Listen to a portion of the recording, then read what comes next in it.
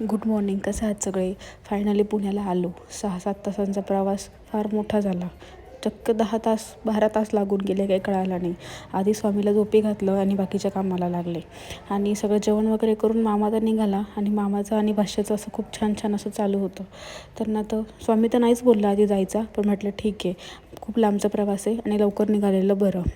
तर मी काही गावाकडनं भाज्या आणलेल्या, कारण की मला इथल्या पुण्यातल्या भाज्या तर फारशा आवडत नाही आणि गावाकडं जी जी काही चव आहे ती थोडी वेगळीच असते.